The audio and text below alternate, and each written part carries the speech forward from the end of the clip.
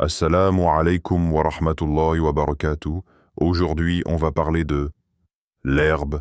Est-ce vraiment haram? Si vous êtes nouveau sur la chaîne, n'oubliez pas de vous abonner. Chaque vidéo est une nouvelle occasion d'explorer la spiritualité, de se rapprocher d'Allah et de découvrir des messages puissants qui peuvent transformer nos vies. La weed, un simple plaisir, un échappatoire, une médecine naturelle ou un piège insidieux. Aujourd'hui, beaucoup de jeunes se posent la question, est-ce vraiment haram? Certains disent, ce n'est pas mentionné dans le Coran. D'autres affirment, c'est naturel, Allah a créé les plantes. Mais est-ce que c'est suffisant pour le justifier? Allah dit dans le Coran, il t'interroge sur le vin et les jeux de hasard. Dit, dans les deux, il y a un grand péché et quelque utilité pour les gens. Mais leur péché est plus grand que leur utilité. Sourate Al-Baqarah 2, 219. Si Allah a interdit l'alcool à cause de ses effets nocifs, qu'en est-il du cannabis? Première partie, l'illusion d'un remède naturel. On entend souvent cette phrase, la weed, c'est naturel, donc ça ne peut pas être haram. C'est une logique séduisante, mais erronée. Alors pose-toi cette question. Tout ce qui est naturel est-il forcément bon pour nous? L'exemple du poison. Le venin du serpent est naturel. Pourtant, une seule goutte peut ôter la vie. Certaines plantes sauvages poussent librement dans la nature, mais ingérées, elles deviennent mortelles. Allah a créé ces choses. Il a créé le feu, il a créé l'océan, il a créé le tonnerre et la foudre. Mais cela signifie-t-il que nous pouvons les utiliser sans précaution? Non. Car tout ce qui existe dans ce monde n'a pas été conçu pour être consommé sans discernement. Allah dit dans le Coran, ne vous exposez pas vous-même à la destruction. Sourate Al-Baqarah 2, 125. Si Allah nous met en garde contre ce qui peut nous nuire, pourquoi cherchons-nous encore des excuses pour le justifier? L'illusion de l'apaisement. Certains disent, mais la weed détend, elle soulage le stress. Vraiment? Ou bien est-ce un piège du nafs qui cherche à échapper aux réalités de la vie? Lorsque la fumée envahit tes poumons, ton cerveau ralentit. Ta perception du monde change. Mais ce n'est pas de la paix, c'est une fuite. Les effets sont trompeurs. La weed altère la mémoire, diminue la motivation et trouble l'état d'esprit. Elle t'endort spirituellement. Elle te fait croire que tu es bien, alors que ton âme s'éteint petit à petit. Est-ce un hasard si la prière devient plus difficile? Est-ce un hasard si la connexion avec Allah devient plus faible? Pose-toi cette question profonde. Si tu fumes, est-ce que tu pries avec la même concentration? Est-ce que tu ressens la même proximité avec Allah? Si la réponse est non, alors la weed ne t'aide pas. Elle te freine. Deuxième partie, le contrôle de l'esprit. Qui est vraiment aux commandes? Tu penses être aux commandes? Mais es-tu sûr que c'est encore toi qui contrôle ton esprit? La weed te donne l'illusion du contrôle. Elle te fait croire que tu as le pouvoir de rester lucide, que tu peux arrêter quand tu veux. Mais en réalité, elle te tient en laisse. Un esclave ne réalise pas toujours qu'il est enchaîné. Un piège subtil, le prophète Muhammad nous a donné un principe fondamental. Ce qui enivre en grande quantité est interdit, même en petite quantité. Hadith Abu Daoud. L'alcool, on le sait, enivre. Il brouille la raison. Il affaiblit la volonté. Et la weed, peut-être qu'elle ne fait pas tituber comme le vin. Mais elle altère la perception, trouble la mémoire, endort la motivation. Elle ne t'élève pas. Elle t'anesthésie.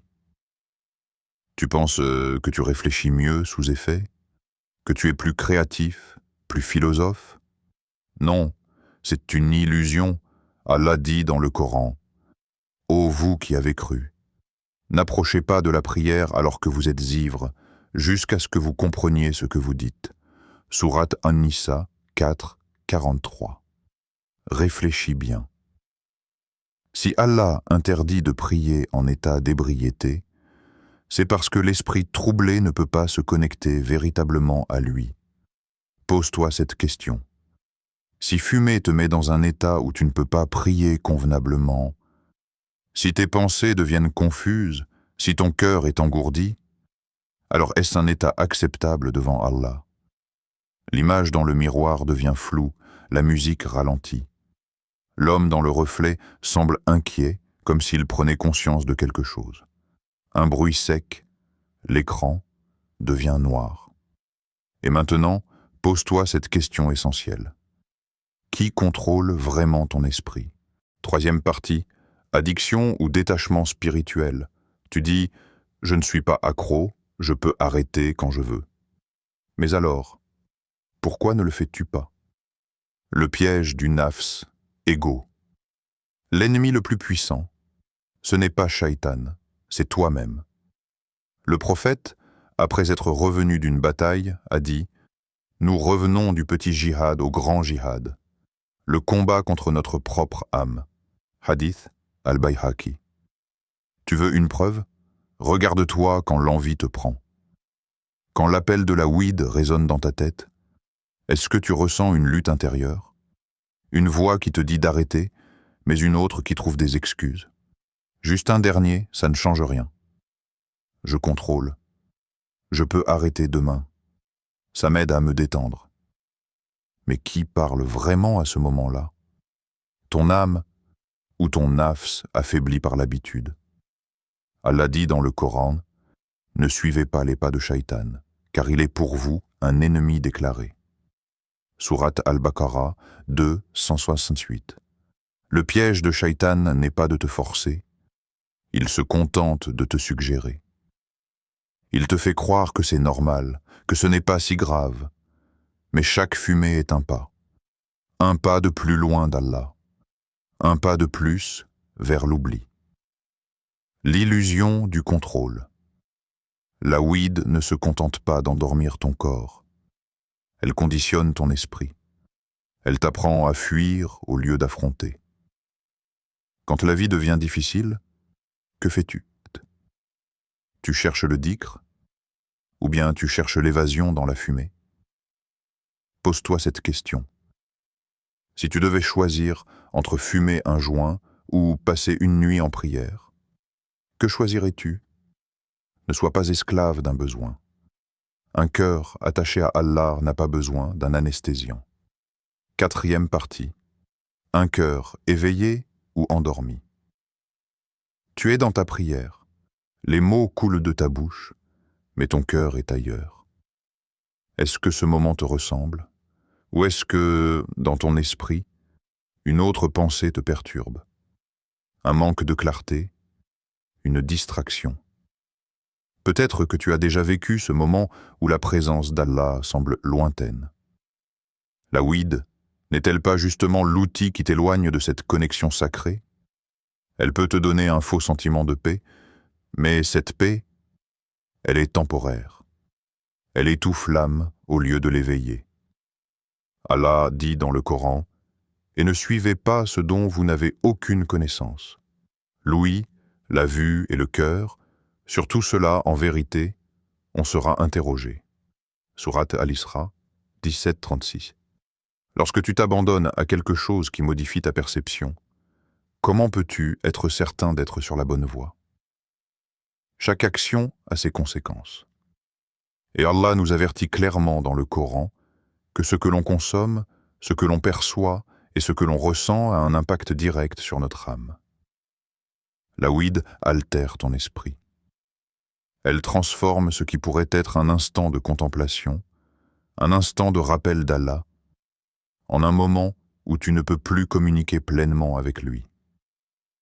Tu oublies de vivre dans l'instant présent, ce moment où le cœur trouve une véritable paix dans le dhikr et la prière.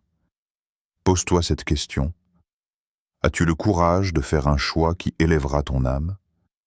Est-ce que la facilité du plaisir temporaire en vaut la peine si cela te détourne de la véritable paix spirituelle qui ne dépend que d'Allah?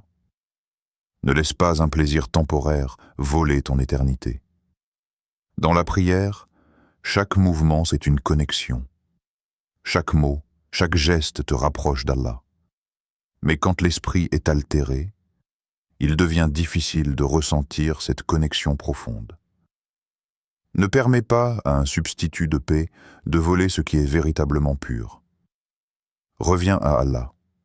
Il t'attend. Appel à l'action.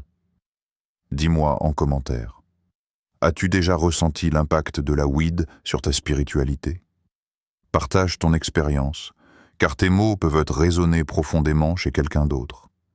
Partage cette vidéo à quelqu'un qui a besoin d'entendre ce message. Il est temps de réveiller les consciences et de guider ceux qui se trouvent dans l'obscurité vers la lumière d'Allah. Abonne-toi pour plus de contenu spirituel puissant. Ton âme mérite plus que ce que ce monde t'offre. Ensemble, avançons vers Allah. Troisième partie, addiction ou détachement spirituel.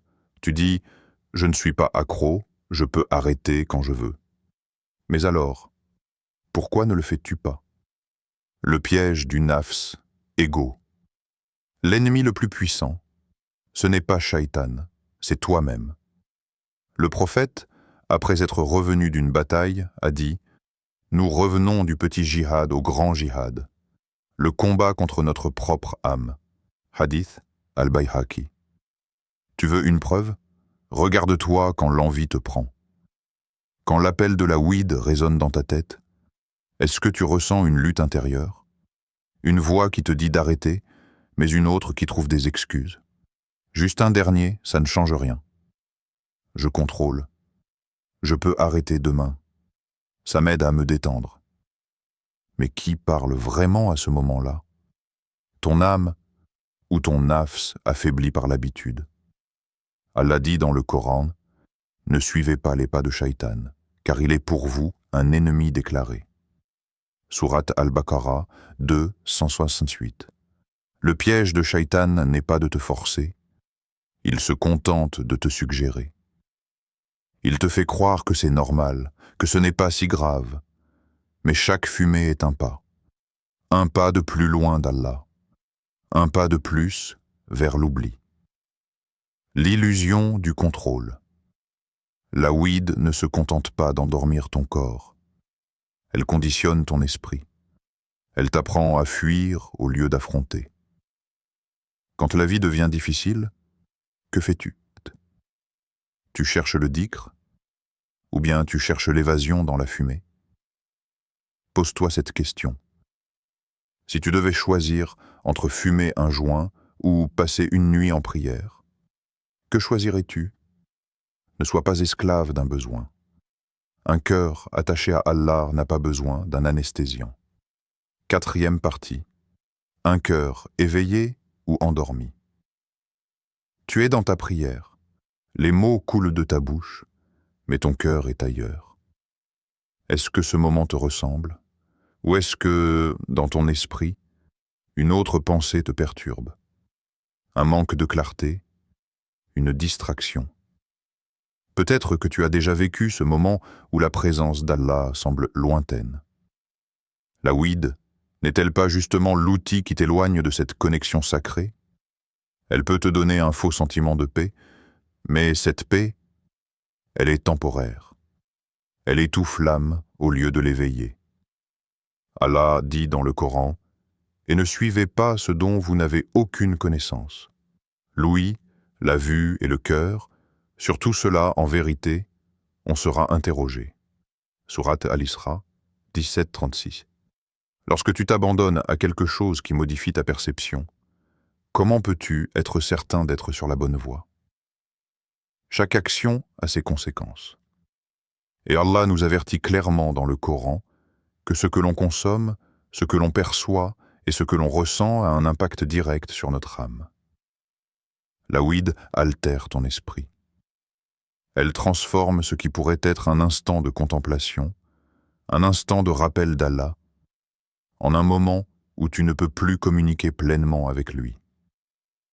Tu oublies de vivre dans l'instant présent, ce moment où le cœur trouve une véritable paix dans le dhikr et la prière. Pose-toi cette question. As-tu le courage de faire un choix qui élèvera ton âme? Est-ce que la facilité du plaisir temporaire en vaut la peine, si cela te détourne de la véritable paix spirituelle qui ne dépend que d'Allah? Ne laisse pas un plaisir temporaire voler ton éternité. Dans la prière, chaque mouvement c'est une connexion. Chaque mot, chaque geste te rapproche d'Allah. Mais quand l'esprit est altéré, il devient difficile de ressentir cette connexion profonde. Ne permets pas à un substitut de paix de voler ce qui est véritablement pur. Reviens à Allah. Il t'attend. Appelle à l'action. Dis-moi en commentaire. As-tu déjà ressenti l'impact de la weed sur ta spiritualité? Partage ton expérience, car tes mots peuvent résonner profondément chez quelqu'un d'autre. Partage cette vidéo à quelqu'un qui a besoin d'entendre ce message. Il est temps de réveiller les consciences et de guider ceux qui se trouvent dans l'obscurité vers la lumière d'Allah. Abonne-toi pour plus de contenu spirituel puissant. Ton âme mérite plus que ce monde t'offre. Ensemble, avançons vers Allah.